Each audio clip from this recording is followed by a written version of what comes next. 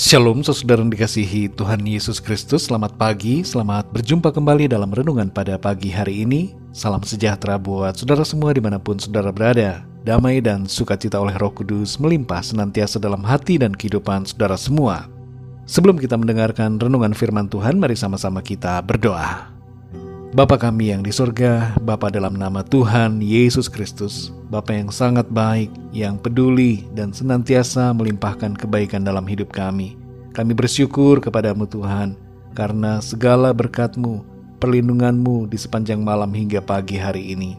Kami percaya kalau Tuhan masih berikan kami nafas hidup, itu berarti bahwa Tuhan punya maksud yang baik dan indah bagi kami.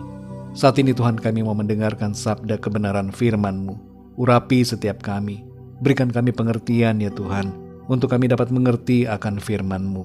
Terima kasih Tuhan Yesus, dalam nama-Mu yang kudus, nama Tuhan Yesus kami berdoa. Haleluya, amin. Saudara yang dikasihi Tuhan, ayat renungan kita pada saat ini terdapat dalam kitab Keluaran pasal 29 ayat 38-39. Tertulis demikian, "Inilah yang harus kau olah di atas mezbah itu, 2 anak domba berumur setahun, tetap tiap-tiap hari. Domba yang satu haruslah kau olah pada waktu pagi, dan domba yang lain kau olah pada waktu senja." Saudara yang dikasihi Tuhan, dalam Keluaran 29 ayat 38-39 ini, kita membaca suatu aturan yang wajib dikerjakan oleh para imam setiap hari, yaitu mengadakan korban pagi dan korban petang secara tetap. Ini bukanlah suatu kegiatan yang dilakukan sekali-sekali, kemudian libur beberapa hari. Tidak, saudara. Ini dilakukan setiap hari. Bayangkanlah betapa rutinitas pengorbanan ini harus menjadi sesuatu yang dijalani dengan penuh komitmen dan tanggung jawab dari para imam.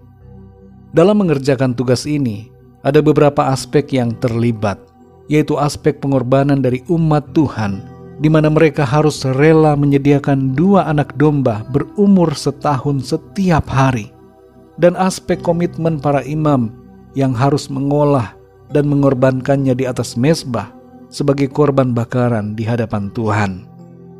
Firman Tuhan berkata bahwa kita semua yang percaya kepada Kristus adalah imam-imam kerajaannya.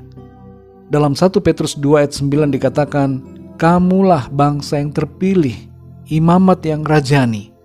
Kita perhatikan di sini saudara, bahwa kalau kita berstatus sebagai imam, maka hal itu berarti harus ada korban yang harus kita berikan kepada Tuhan.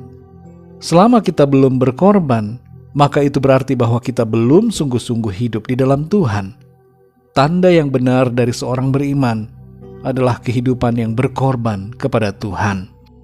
Saudara yang dikasihi Tuhan, ada 3 makna yang kita dapatkan dari ayat-ayat dalam Keluaran 29 ayat 38-39 ini. Yang pertama adalah, tiada hari tanpa pengorbanan.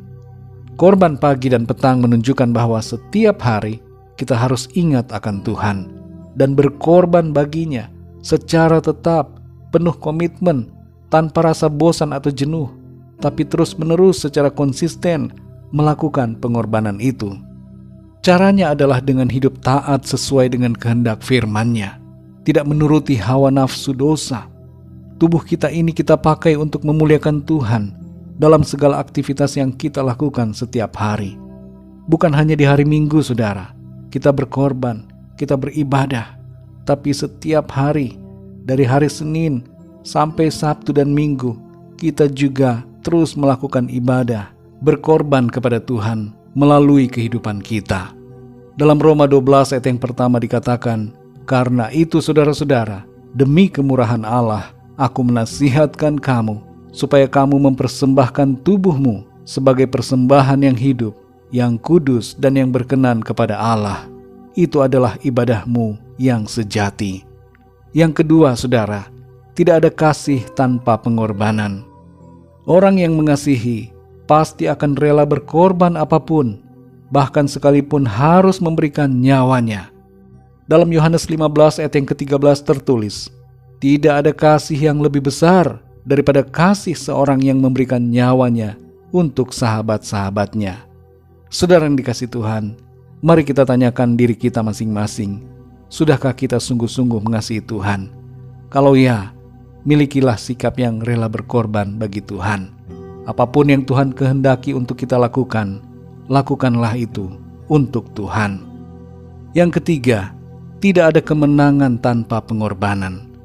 Pengorbanan terkadang dianggap sebagai kerugian atau kekalahan, tapi firman Tuhan berkata bahwa pengorbanan adalah sebuah kemenangan.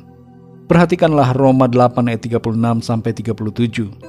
Di situ dikatakan, seperti ada tertulis, oleh karena engkau kami ada dalam bahaya maut sepanjang hari. Kami telah dianggap sebagai domba-domba sembelihan. Tetapi dalam semuanya itu, kita lebih daripada orang-orang yang menang oleh Dia yang telah mengasihi kita. Hidup saudara dan saya sebagai orang-orang percaya dikatakan di sini bagaikan domba-domba sembelihan. Berarti bahwa hidup kita adalah pengorbanan. Tapi dalam semuanya itu saudara, kita mengalami kemenangan yang dari Tuhan. Mari saudara yang dikasihi Tuhan, ingatlah akan pengorbanan Kristus di atas salib. Dia sudah berkorban bagi saudara dan saya. Karena itu, marilah kita pun hidup berkorban bagi Tuhan dengan cara mentaati firman-Nya setiap hari, mengutamakan Tuhan, dan rela memberikan yang terbaik bagi Tuhan. Mari kita berdoa saudara.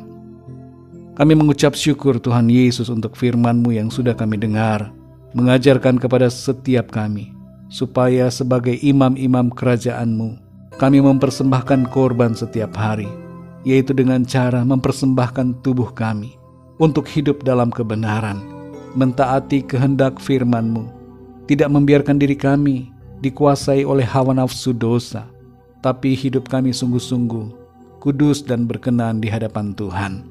Pimpin kami Roh Kudus, berikan kami hikmat dan pengertian, berikan kami kekuatan dan kemampuan untuk hidup setia, seturut dengan apa yang menjadi kehendak Tuhan. Biarlah dalam kehidupan kami ini ada manifestasi kasih lewat pengorbanan kepadamu ya Tuhan.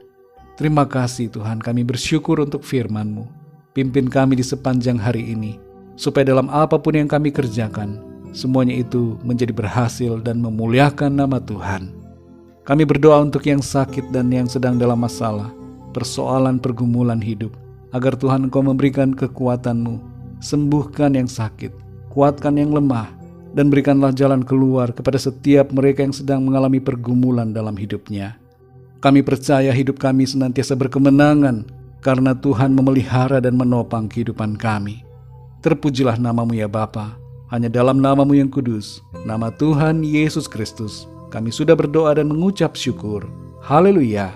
Mari sama-sama kita berdoa, doa Bapa kami. Bapa kami yang di sorga, dikuduskanlah nama-Mu, datanglah kerajaan-Mu, jadilah kehendak-Mu di bumi seperti di sorga. Berikanlah kami pada hari ini makanan kami yang secukupnya, dan ampunilah kami akan kesalahan kami, seperti kami pun mengampuni orang yang bersalah kepada kami. Dan janganlah membawa kami ke dalam pencobaan, tetapi lepaskanlah kami daripada yang jahat, karena Engkaulah yang empunya kerajaan dan kuasa dan kemuliaan sampai selama-lamanya. Amin. Terimalah berkat Tuhan.